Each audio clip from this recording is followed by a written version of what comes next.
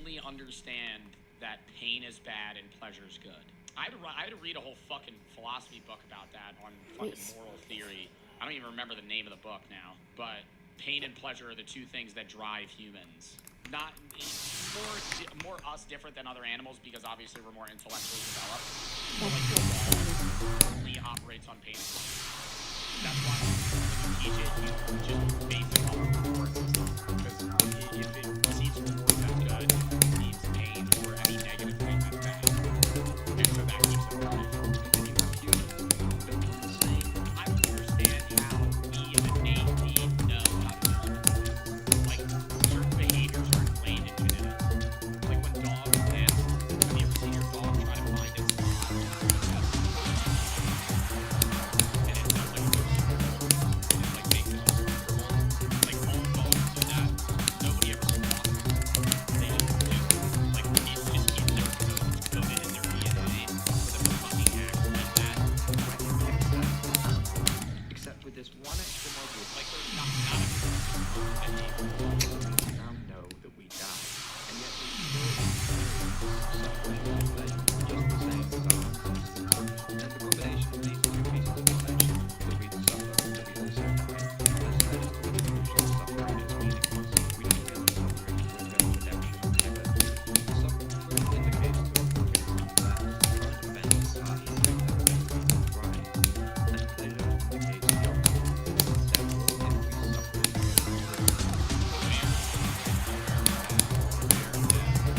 if we suffer aware of death and therefore could not directly avoid it, this would make sense. Alternatively, if we were aware of death and therefore could directly avoid it, but did not have to the human condition is that we are aware of death. We directly avoid it. If we suffer as well, this does not make sense. Or at least we can't make sense of it, as evidenced by the fact that suffering and mortality can stay every major religion. You could even see much of the religion and philosophy of history as attempts to address the coexistence of suffering and death, as religion and the Western culture. absolutely innately intertwined religion with good and pleasure. And for that, you have to explain pain in those million ways that isn't fully satisfying. Like a big thing. A big thing is like, I swear, OBS delay is actually so bad. It's like 10 seconds. That's only on normal mode. That's on normal. Ultra low, it's much better, but it's not good. Time machine is warrior, like, triple spike. Those aren't even triple spikes. it makes me physically angry. I mean, I'm not dissing Christianity, I'm not dissing anybody that says that, but I'm saying it's a very invalid argument. It's just a way to self-comfort that has actually, it has no meaning. Whenever something bad happens, you go, God gets the humble back to the strong soldiers. There's so many examples of that just not being true.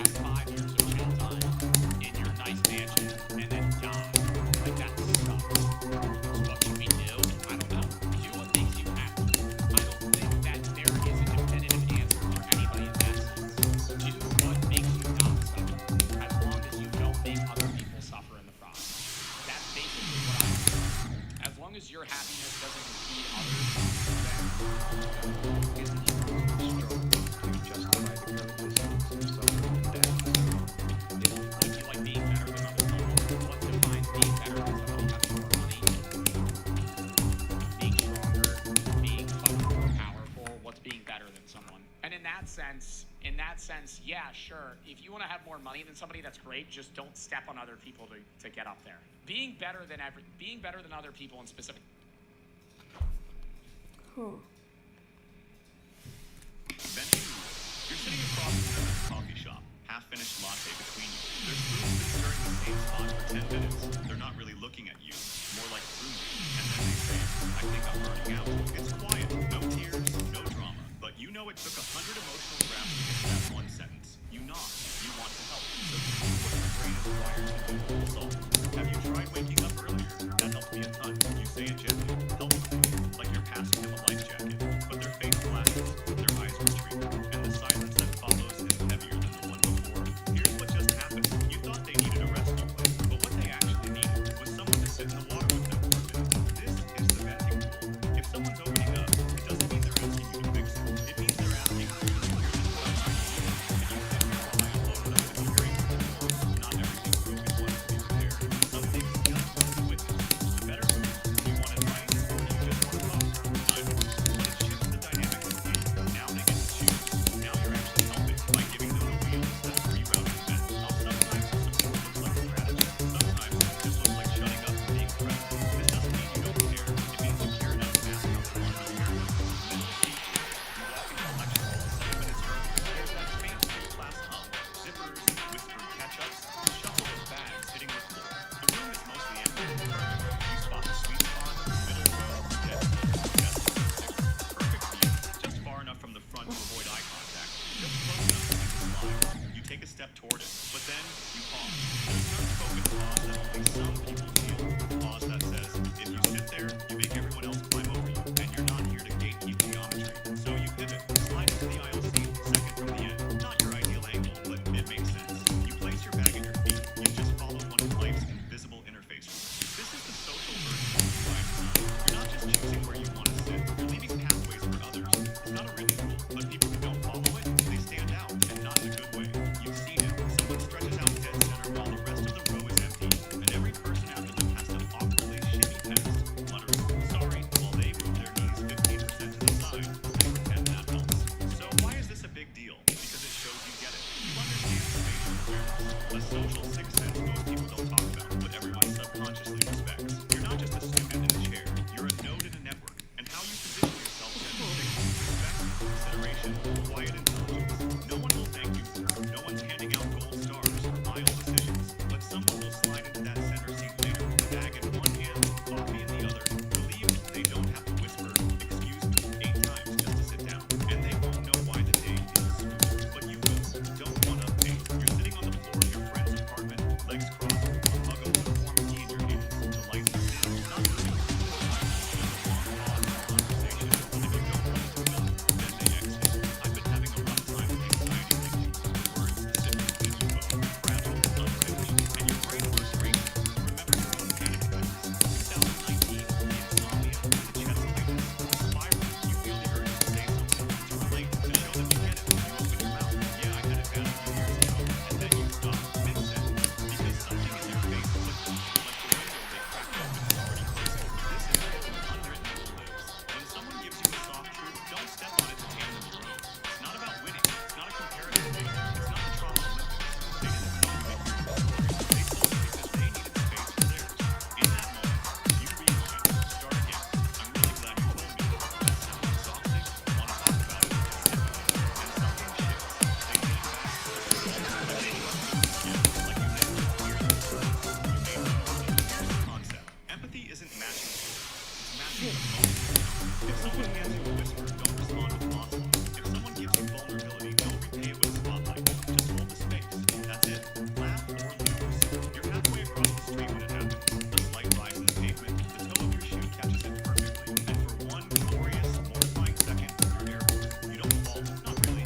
It's more of a flail step shuffle, like your body briefly forgot how to walk. And now you're standing again. But a small group of you one of them lets out that half laugh a little bit when they're not sure if it's okay to laugh. And in that split second, your brain flashes 2 options. Option A, pretend it didn't happen. Stare straight ahead. Keep walking like you're decapped on a street. Option B, turn back, grin, and say, and that, ladies and gentlemen, is why I never pursued ballet. You pick option B, the laughter shifts. It's with you now, not at you. This is the cheat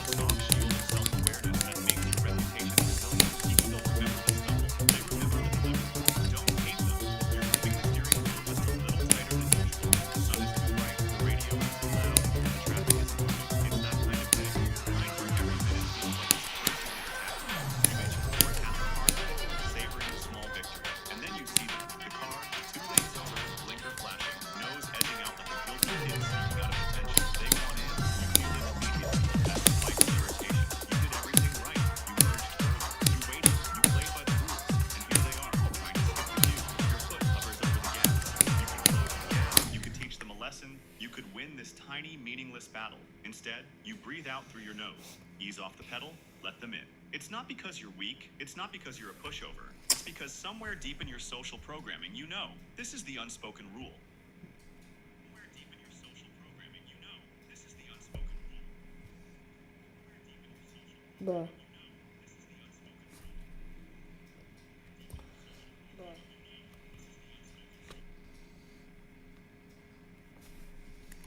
We all have to take turns, even when it feels unfair, even when the system glitches, even when someone jumps ahead and smiles that sheepish, self-forgiving smile.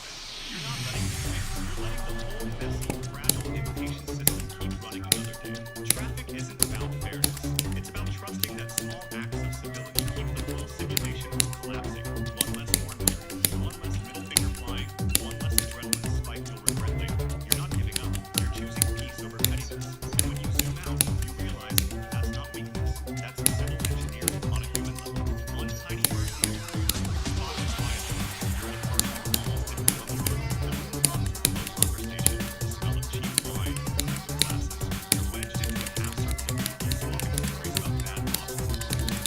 You laugh at the right times, nod when you're supposed to, and then, out of the corner of your eye, you see them standing by the snack table, plastic cup in hand, smiling politely enough, and you feel that subtle, sharp pang. They're playing single player mode, multiplayer mode. You can say something to a little jargon, but something in you glitches. A small, stubborn impulse to rewrite the scene. So you shift, nothing dramatic, just enough. You angle your shoulder out, open the circle by one person's width, someone else cracks a joke.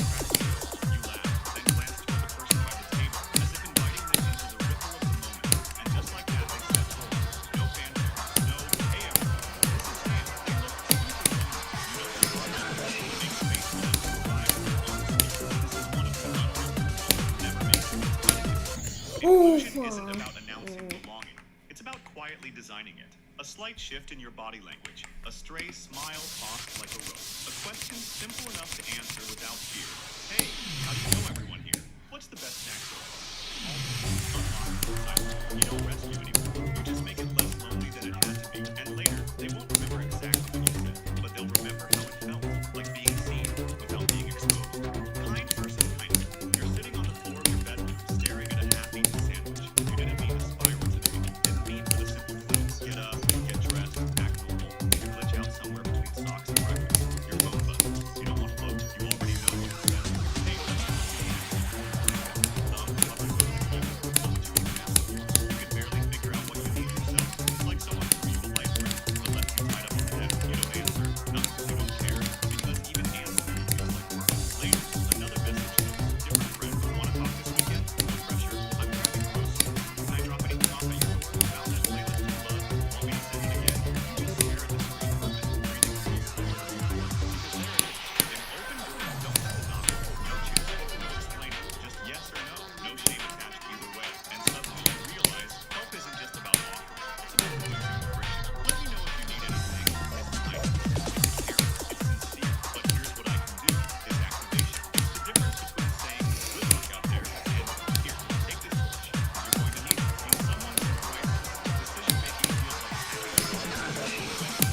even simple tasks splinter into impossible choices. The best help is help that doesn't require a roadmap to accept. You answer the second friend. Simple. Yes, please. 2 words. But inside, it feels like winning a boss battle you thought you'd have to solo. Terrible timing.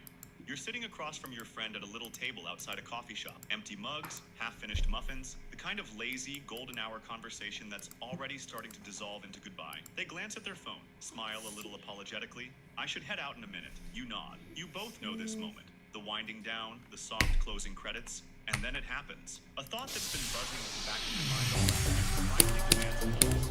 Hey, wait, did you ever forgive your dad for that thing? Your friend's smile freezes just slightly. Their hand hovers over their back. Now they have to choose. Stay longer than they meant to, spiraling into a topic they weren't ready to reopen, or leave, feeling like they just slammed the door on something huge. Neither option feels good for either. Here's the thing you didn't realize in that moment. Timing matters almost as much as intention. You weren't wrong to care. But there's an unwritten rule in real-life dialogue. Don't start new chapters when the credits are already rolled. When someone signals they're about to leave, their brain starts to close the session. They're packing up, not just physically, but emotionally. Their energy dips into wrap-up mode, focusing focusing on next steps, transitions, logistics. If you drop a heavy question then, it hits harder. It demands energy they've already mentally logged out. It feels like opening a complicated software program after you've already shut down the computer. And most of the time, they won't even realize why it feels good. They'll just remember the discomfort, the heaviness, the better move. Plant the seed earlier. Start deep when the room is open, not when the door is closing. When you have space to follow the emotion. When you actually sit for the answer instead of rushing past it. You pack up your bag, walk home with a slight sting of regret buzzing in your chest. Next time, you promise yourself, save the big questions for chapter 1, not the episode. Because emotional timing isn't about censorship, it's about care. Knowing when someone has enough room to actually be there.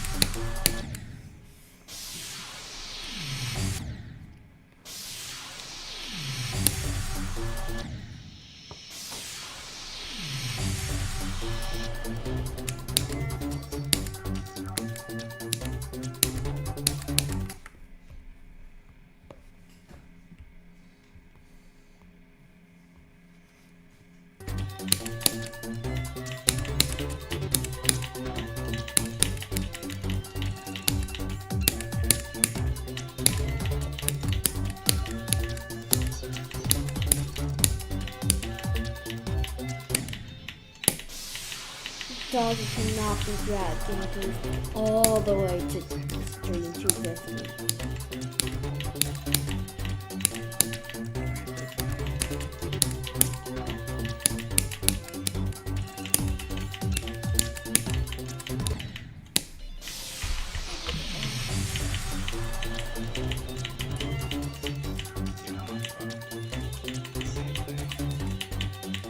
Can you stop watching dogs?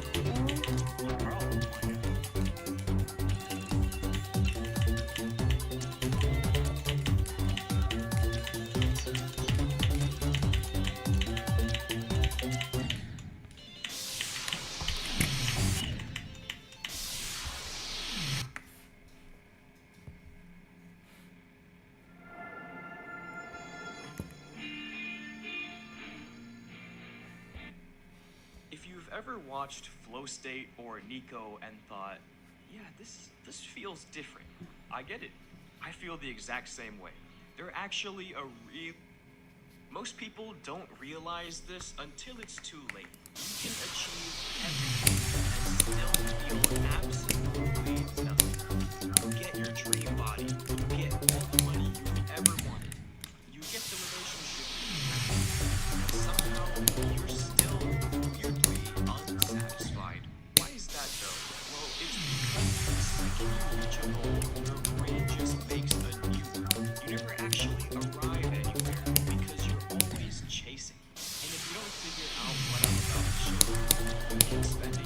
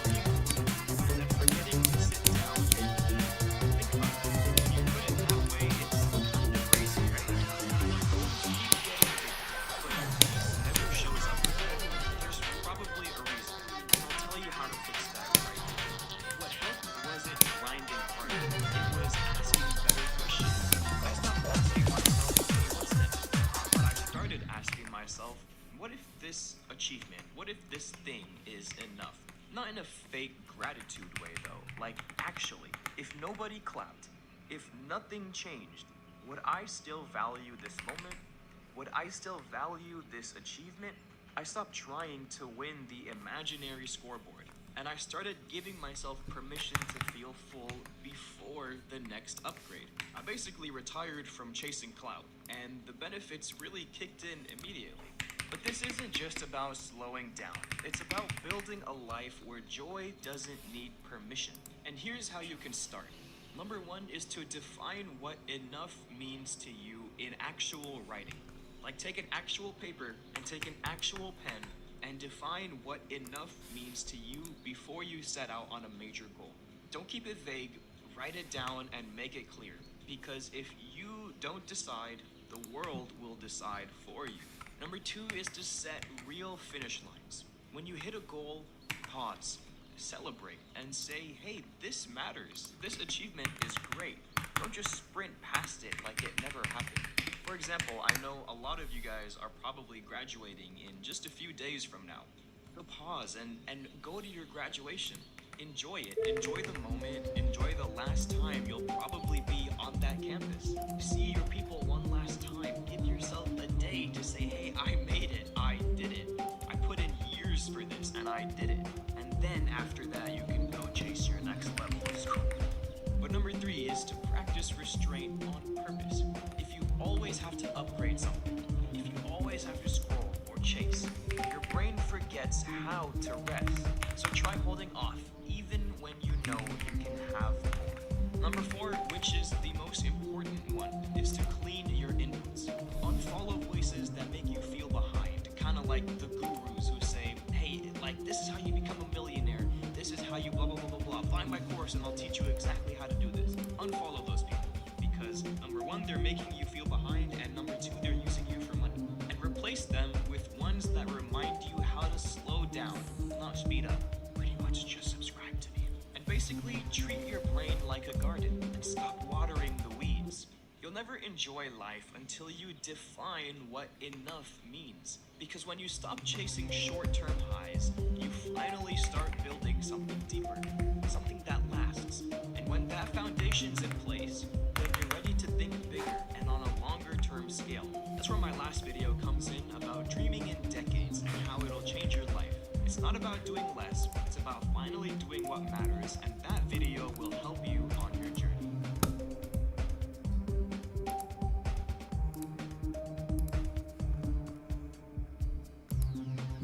Most people dream in days, or maybe weeks.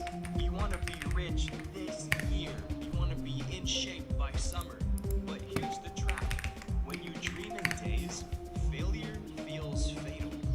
One bad week and you spiral. You think it's over, as if the dream is dead. But we forget that we're not running a sprint. We're building a life. Because when you zoom out, when you start dreaming in decades, everything changes. You stop rushing, you stop panicking, and you start building quietly, intentionally, and powerfully. And the best part is that you don't have to fix everything in your life today. Let me show you what that looks like.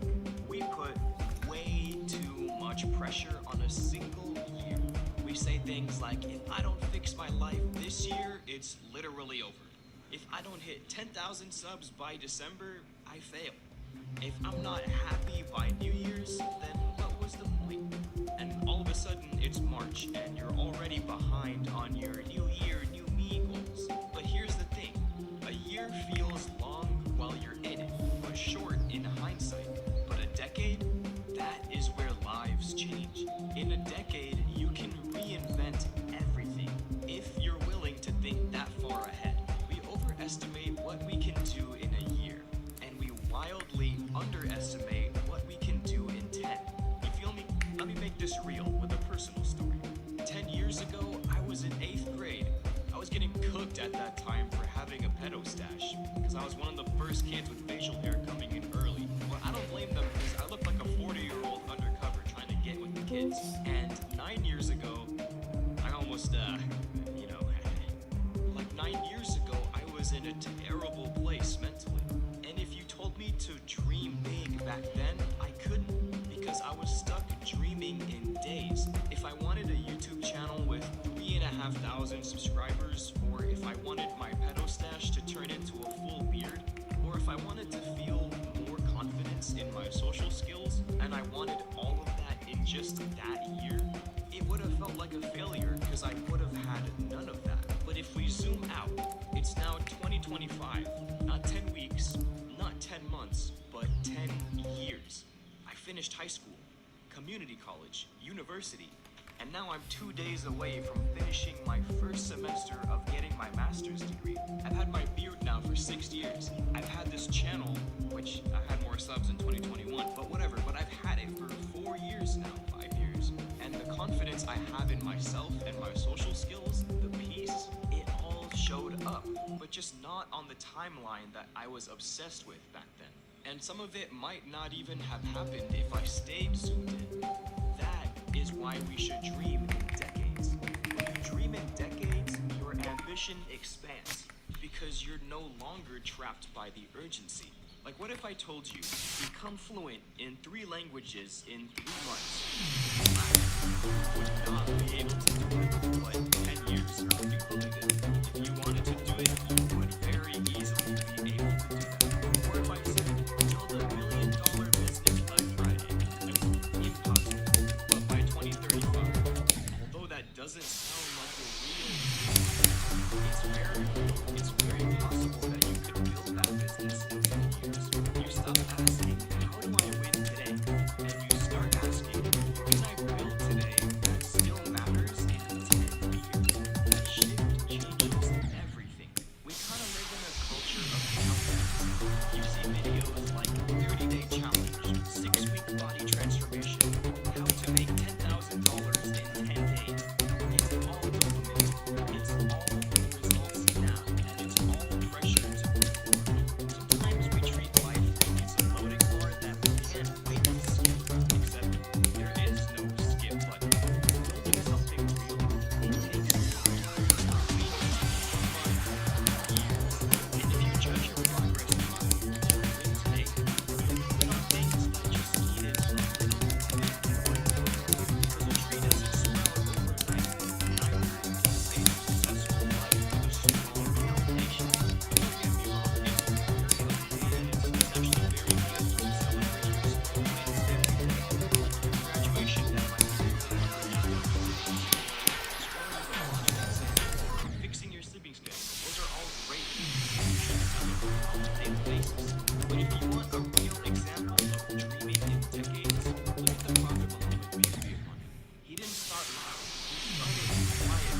Because in the beginning, if he was preaching openly by himself, he would have been put in even more danger. So he kept his message quiet. He built people. He built character. He built a foundation. And that foundation held really strong. It took 13 years of his message to just plant the roots. He got rejected. He got exiled. He faced a lot of loss. But once he migrated, growth didn't just add, it multiplied. It took 13 years to just get a few hundred people. But the next 10 years, 1,000 people turned into tens or hundreds of thousands. And now, 1,500 years later, it has scaled to 2 billion people. It started with a vision, not for quick wins, but something that will build more forever. So pause, breathe, and see. This is your life. 10 years from now. Not 1, 10. What is your health? Your relationships? Your income? Your inner peace? What about your faith?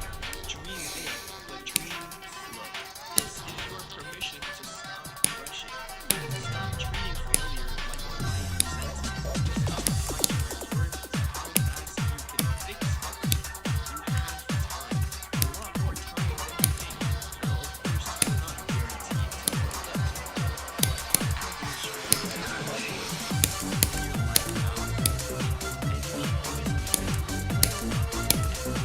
the future you won't just be proud, they'll be shocked.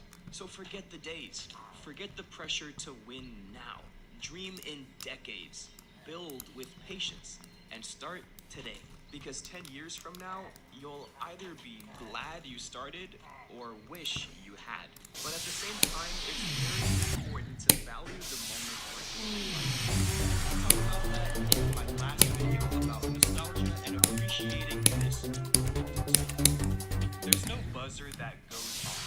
No moment that says, "Hey, this is it. This is the last time it'll ever be like this." One day it just changes and it's gone. And all you're left with is a memory. But here's the catch. You won't realize you're living the good part until it's already over. You think, "I'll remember this forever." But will you? It doesn't matter how invincible life feels right now. There will come a time when you give anything just to feel this again. To know this is your reminder.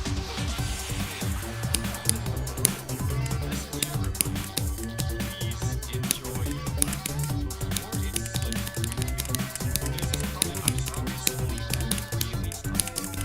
It says, "You're 25 and you're staring at your mid-40s. Life moves fast. As you get older, your mind always moves. And that's what all comes without warning." Not how fast time goes, but how quietly it slips past you. I talk to my friends a lot about how we're all 22, 23, 25. That if we live a full life, which we're not guaranteed to, it already means we've lived 1/3 to a quarter of our entire life just in the blink of an eye.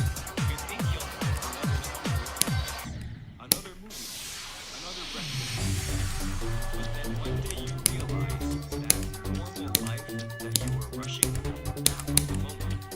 That was the memory. Have you ever had a moment and thought, "This is just another Tuesday"? Then years later, you'd give anything to live it again. And you never really knew that was the last time. The last time your dog walked through the door for you.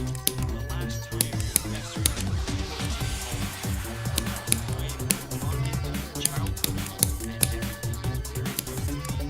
The last time you play a game with your friends and all of a sudden everything you see is last online and you crazy. It's all just a normal day until it's not. That's how life is. Everything you think is going to last forever is not going to. And it's not meant to. It's just meant to wake you up. Because once you realize how fragile these moments are, you start to actually see them. There's this reminder in my religion always take benefit of 5 before 5. Your youth before your old age. Your health No! before your sickness. Your wealth before your poverty. Your free time before your preoccupation. And your life before your death. It's wild, right? This wisdom has always been here. Because he warns us. The things you think will last, they won't. So don't just rush through life. Take it in. Be grateful and be present. Here's the joke life plays on you. When you're young, you have time, but you don't know what to do with it. And when you're older, you finally get it. But the time's already gone. We spend our days scrolling, comparing, chasing stuff that doesn't even matter. And years later, it hits you that those were the days. And look, I'm not saying this from some wise mountain. I wasted time too, every day. I brush people off that I care about. I brush through days just like as if they were chores. One of the worst realizations is looking back at a beautiful moment and realizing you were too distracted to actually feel it.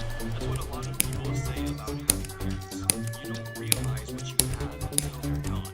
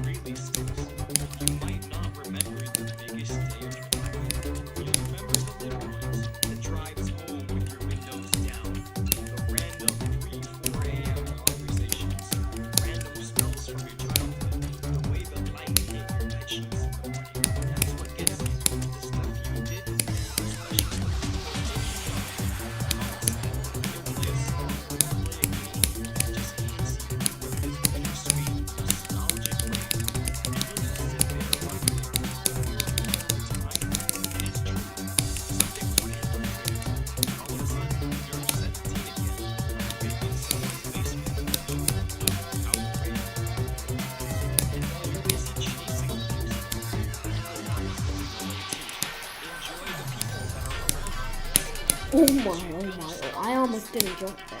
either to lost connections or death. It sounds harsh, but it's not wrong. It's not always about what you have in your relationship. Sometimes you both just stop home. You drift away. Life gets busy. The bond fades. You didn't lose them in 1 minute. You lost them slowly, one unresponded text at a time, or just one unopened email. So make sure to try and keep going. Keep sending texts. Keep sitting with them. Even if it's awkward, even if it's brief. Just take them in while you're in it. One of the most honorable things you can do is meeting the prize of friendship. This isn't a sad video though. It's a great one. Even the guy who wrote that One more attempt. 44 now, and he said, "It's not all bad here. I like my life, but there will never be another time in your life when you're youthful." That's the point. After this. But this one, right now, is the year one. You don't sleep on it. Try to take in the moment and stay a little longer. I'll give you an example. I went back to my old elementary school, and for 3 weeks, and I wasn't being weird. I wasn't just standing by the fence looking at kids that I met at the play there, right? I bought tickets to go on the play game. But then it hit. The last time I was at that school, I was 12, and I haven't been there ever since. And I was walking through it again 12 years later on my 24th birthday. Everything looked smaller. The conference room where the play was happening, the benches, even the basketball court felt a lot smaller than it used to be. But the memories were still loud. I was walking through the old lunch area just to get that blast of nostalgia.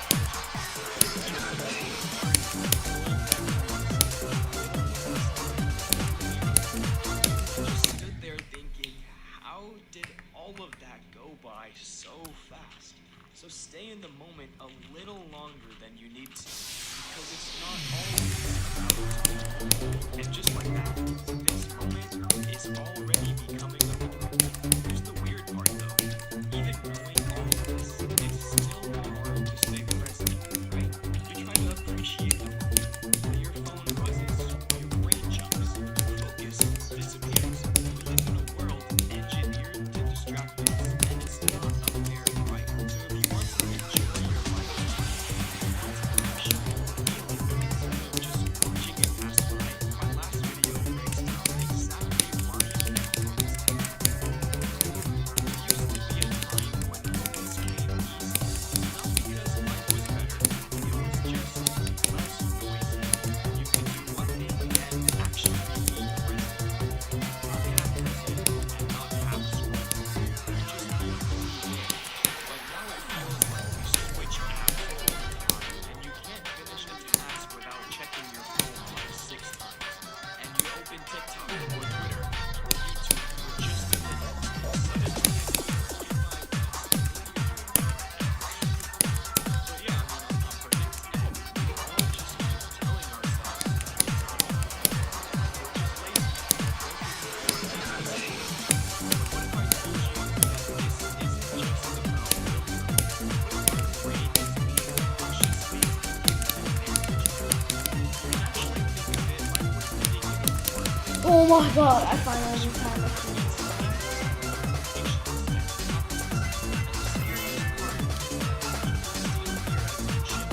Doing it by accident. They're doing it by design. They literally invest millions and sometimes billions of dollars into perfecting their algorithm just to make it Alright, more everybody. addictive than the other So social